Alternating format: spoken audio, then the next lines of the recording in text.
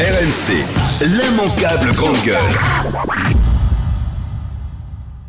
Moi, je me moque complètement des couleurs de peau, des religions, parce que vous êtes blanc. des origines ethniques et tout ça. C'est facile de s'en moquer quand on n'est pas exposé à un renvoi systématique à sa couleur de peau. Ouais, enfin, si je vais en Seine-Saint-Denis, par exemple, peut-être que j'aurai des problèmes. Je sais que vous niez le racisme anti-blanc. Moi, je pense que c'est quelque chose qui existe. Vous avez eu des problèmes en Seine-Saint-Denis? Il va jamais. Il va pas. Non, mais bon, voilà, donc c'est une hypothèse basée sur des exactement comme les vôtres. Je sais qu'il y a dans un certain nombre de collèges et de lycées d'Île-de-France, je sais qu'une insulte comme sale français, comme face de craie, etc., c'est quelque chose qui existe. Et moi, j'en ai marre qu'on parle de ça au bout d'un moment.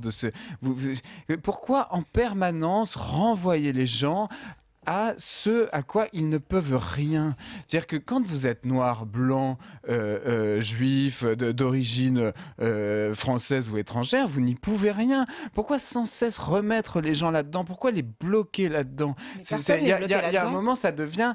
Non, mais par exemple, votre livre, vous prenez ces gens qui ont par ailleurs des professions, qui ont des parcours très différents les uns des autres, mais vous prenez comme facteur de rattachement leurs cheveux, c'est-à-dire en fait leur origine ethnique. Ils sont très différents. Je ne sais même pas comment parler comme ça. Parce que pays, moi, j'ai entre les mains là un livre. Je sais même pas comment appeler cette origine parce que c'est un livre raciste fondamentalement. Bien sûr, c'est un livre raciste, absolument. C'est un livre qui célèbre la diversité culturelle. C'est totalement ethnicisant. C'est une lecture ethnicisante. Permettez-moi de répondre. Alors moi, ce que je trouve intéressant, c'est que vous parliez de territoires que vous ne connaissez pas. Moi, il se trouve que j'ai passé toute mon adolescence en Seine-Saint-Denis.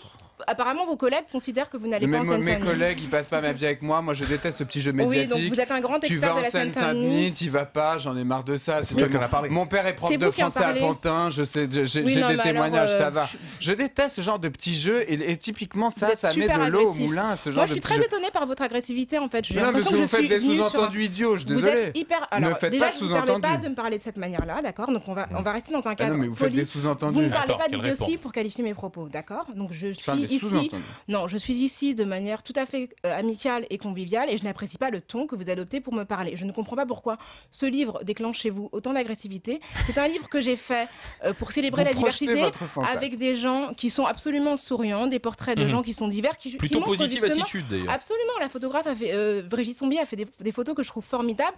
Et quand vous dites, vous voyez des gens qui sont rattachés par une chose similaire, sont des gens qui sont originaires de dizaines de pays différents, des territoires d'outre-mer, qui ne se ressemblent absolument pas, dont la profession, l'âge sont mis en avant et qui montrent que la France aujourd'hui est plurielle. J'ai l'impression que ça vous met absolument mal à l'aise. Je suis devenue noire dans le regard des gens. Moi, je suis née à Paris dans le 4e arrondissement. Vous avez fini par en J'ai faire grandi dans le 19e. Non, mon métier, c'est journaliste. Je fais des documentaires et des reportages. J'écris des livres. Exclusivement sur ça. Absolument pas. Tout tourne autour de ça. Absolument pas. Tout tourne autour de ça. Les Yabon Awards. C'est ce que vous voyez. Je me souviens d'avoir vu. Bah oui, mais toute votre vie tourne autour de ça. Parce que c'est un combat qui me semble important aujourd'hui en 2015 en France. Une obsession. C'est pas une obsession, c'est un combat. Parce que le racisme est un problème majeur aujourd'hui en 2015 en France.